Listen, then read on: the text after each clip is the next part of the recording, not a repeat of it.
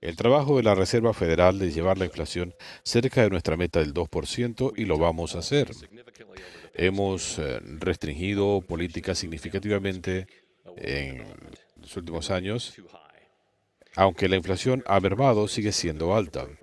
Estamos preparados para seguir ajustando las tasas de interés si es apropiado y para mantener estas políticas hasta que tengamos confianza en que la inflación está acercándose a nuestra meta.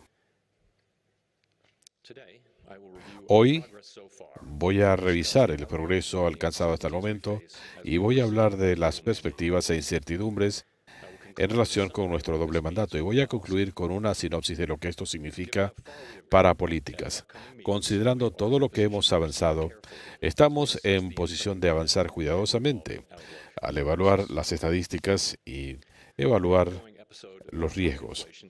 El episodio de alta inflación resultó de una colisión entre alta demanda y reducción en la oferta.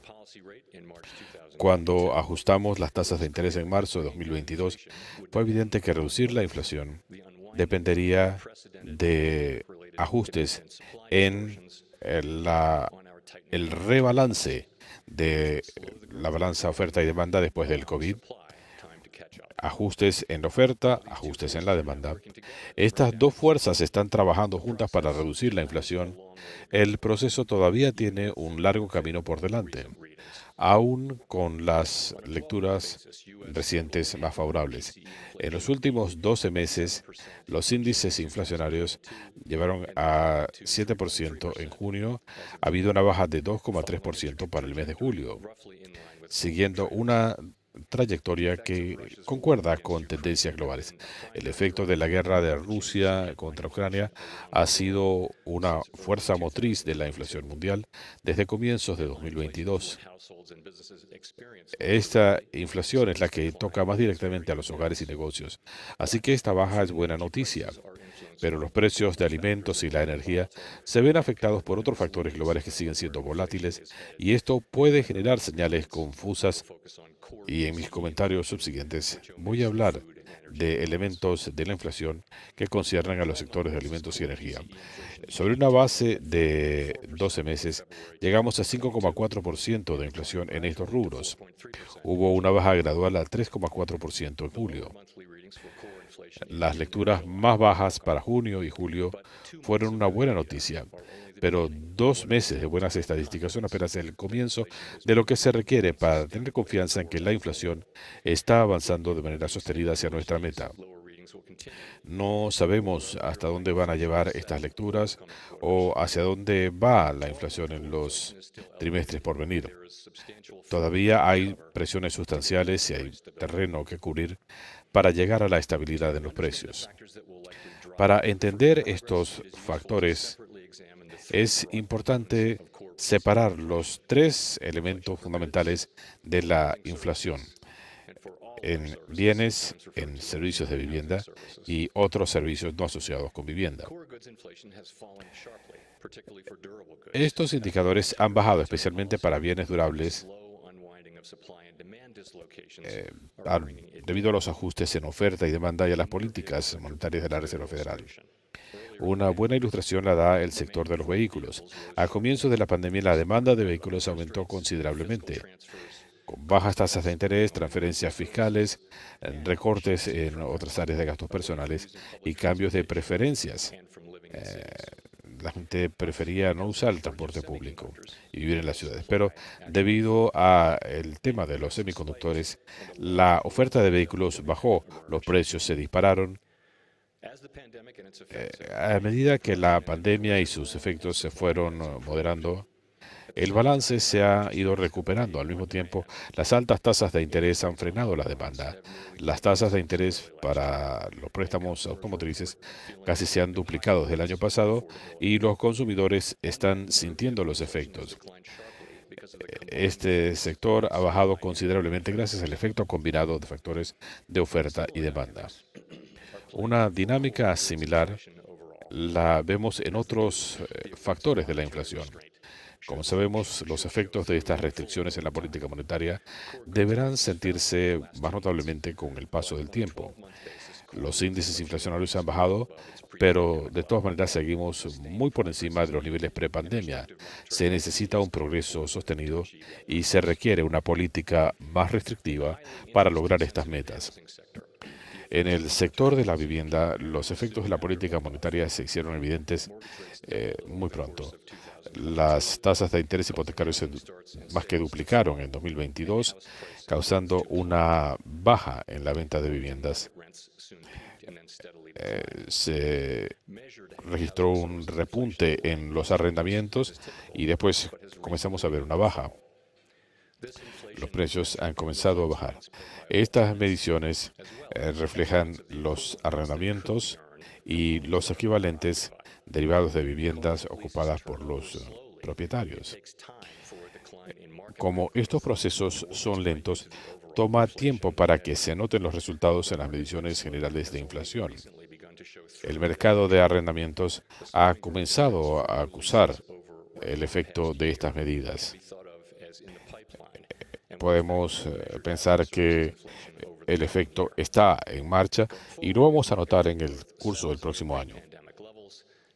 Estamos acercándonos a los niveles prepandemia y la inflación en el sector inmobiliario también debería descender. Y seguiremos atentos a los mercados para indicios de ajustes en la tasa de inflación en el sector vivienda. La categoría final, servicios no asociados con vivienda, esto representa más de la mitad de este índice y esto incluye una amplia gama de servicios, cuidado de la salud, alimentos, transporte y alojamiento. La inflación de 12 meses en este sector se ha ido desplazando. Las mediciones en los últimos 3 y 6 meses han acusado una baja, lo cual es alentador. Parte de la razón para este moderado declive es que ese sector se ve menos afectado por embotellamientos en la oferta global. La producción de estos servicios también eh, requiere mano de obra y el mercado laboral sigue restringido.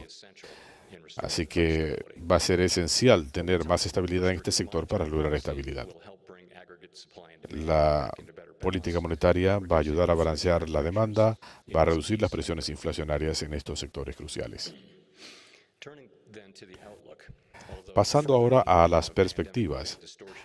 Aunque la corrección de distorsiones derivadas de la pandemia se deben ir corrigiendo, la restricción en la política monetaria tendrá un papel muy importante.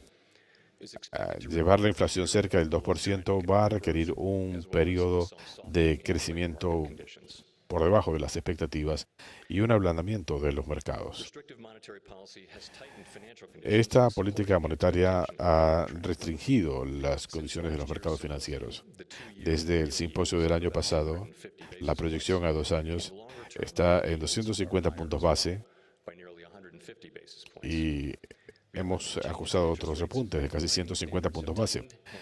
Los estándares de préstamos bancarios se han restringido y el crecimiento en el sector de préstamos se ha limitado. Típicamente esto contribuye a una ralentización de la actividad económica y hay evidencia de ello en este ciclo también. Por ejemplo, el crecimiento en la producción industrial se ha reducido y la cantidad invertida en inversiones residenciales ha mermado en los últimos 5 trimestres. Pero vemos indicios que la economía quizá no se está enfriando como se esperaba. Hasta el momento, el Producto Bruto ha estado por encima de las expectativas y lecturas recientes sobre el gasto de los consumidores han sido especialmente robustas. Además, después de una abrupta desaceleración en los últimos 18 meses, el sector vivienda está mostrando indicios de recuperación.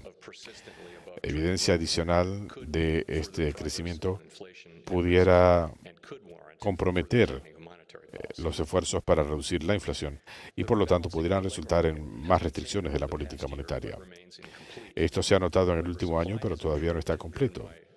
Ha mejorado la oferta de mano de obra gracias a mayor participación de trabajadores entre 25 y 54 años y hemos vuelto a la inmigración a los niveles prepandemia.